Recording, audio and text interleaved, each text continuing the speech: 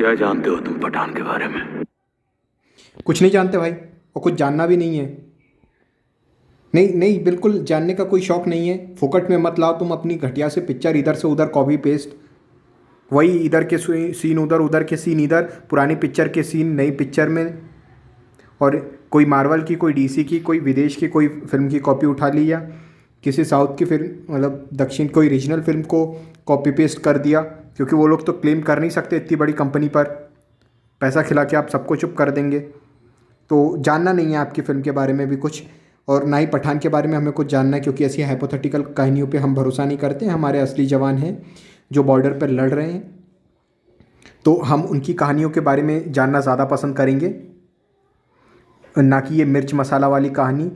ये वो लोग हैं जो आर्मी को के ख़िलाफ़ बोलते हैं, और जो पाकिस्तान को है पूर्णतः समर्थन करते हैं, बोलते हैं कि पाकिस्तान हमारे अब्बू हैं। तो ऐसे लोगों के बारे में हमको नहीं जानना, और इनके मुंह से देशभक्ति बिल्कुल भी अच्छी नहीं लगती, क्योंकि मालूम है कि ये देशभक्ति के नाम पे फिर हगेंगे, फिर मतलब ऑडियंस का काट के चला जाएंगे। तो नहीं नहीं जानना, इस फिल्म के बारे में भी नहीं जानना, ना ही पठान के बारे में हमको कुछ जानना है। बस रहने दो।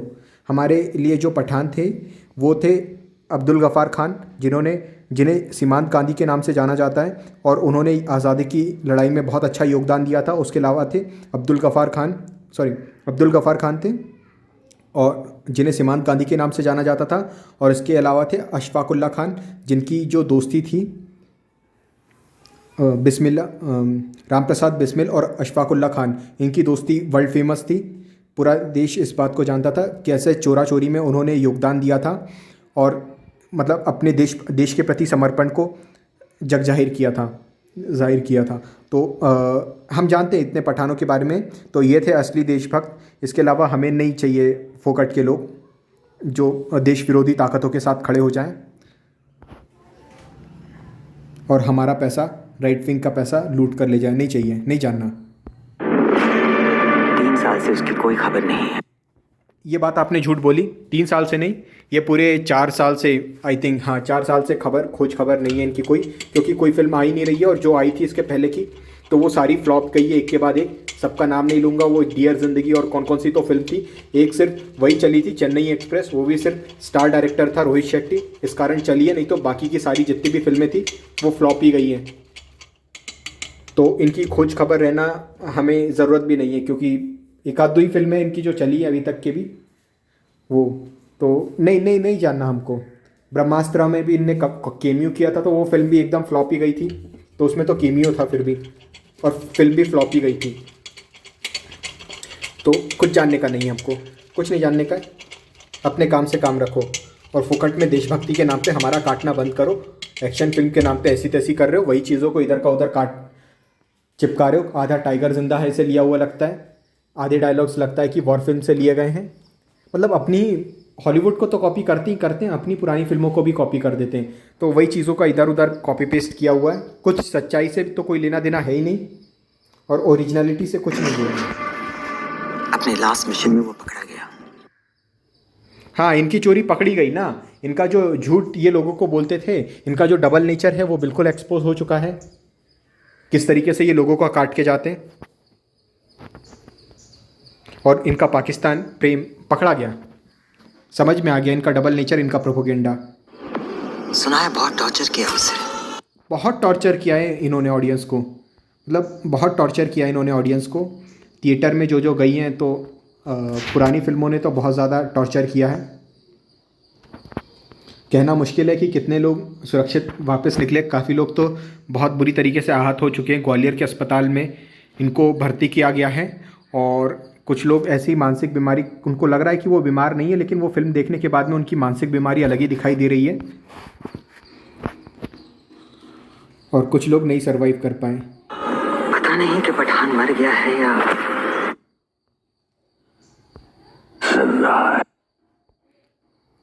मर जा बूढ़े, तेरी उम्र हो गई है।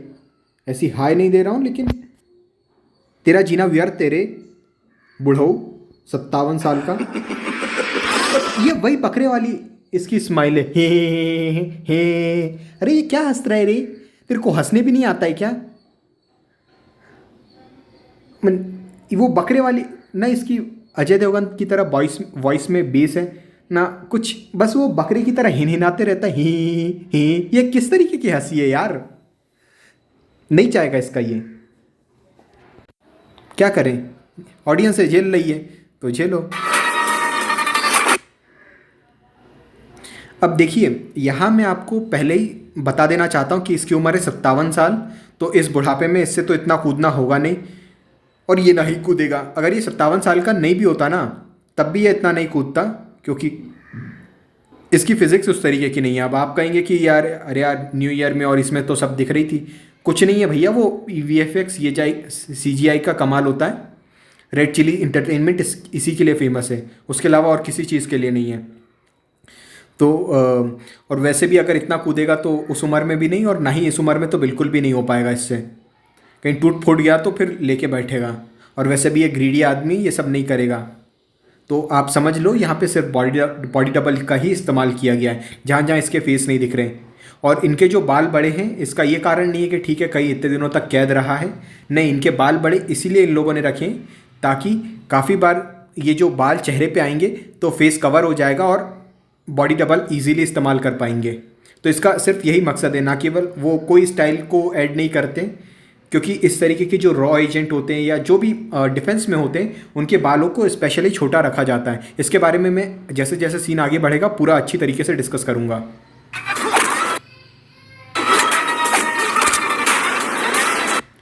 हाँ बस ये आ रही है ना, मतलब तुम्हारे लिए ही वो गन आ रही है, उठा लो।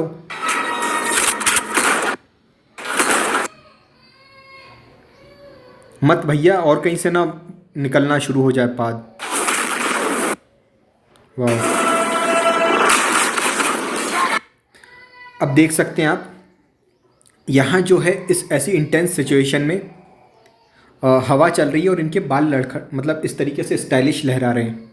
मतलब हवा चल रही है, इसका तो कोई सेंस नहीं बनता। लेकिन ये जो सीन है, आपको काफ़ी बार आपने देखा होगा पुरानी फिल्मों में, जब ये हीरोइन को ऐसे बाहर फैला के बुलाता है तो वो जो हवा चलती है, और वो ये वही सीन है। मतलब ये जो बाहें फैला के रखी है, ये दुश्मन को प्यार की झप्पी देना चाह रहा है या ये क्या है?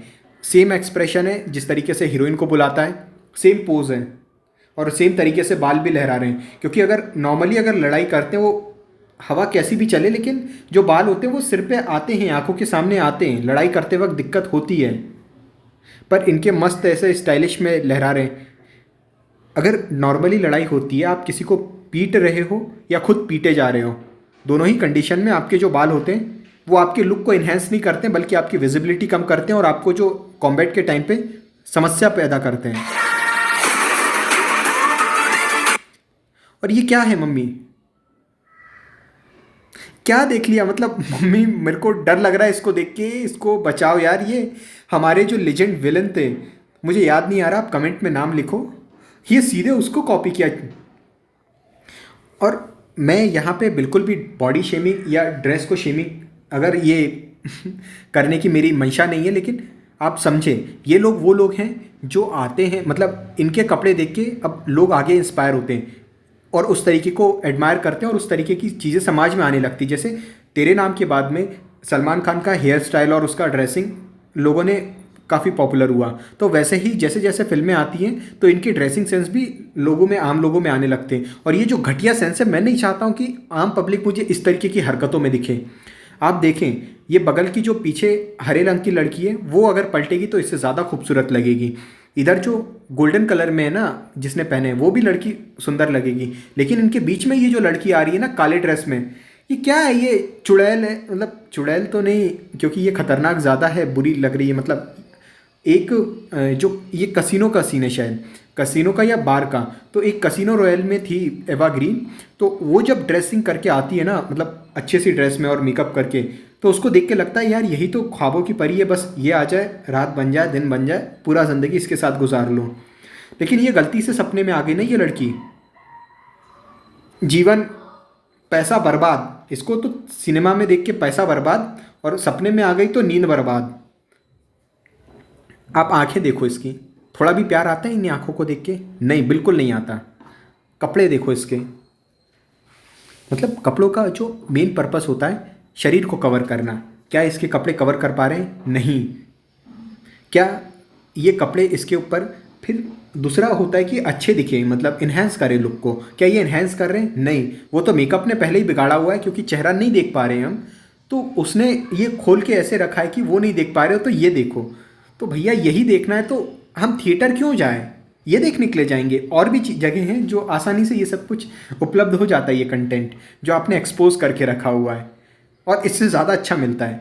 और मतलब क्या है, अगर आप एक और ऊपर से आप कोई एक्शन फिल्म है तो आप किसी या तो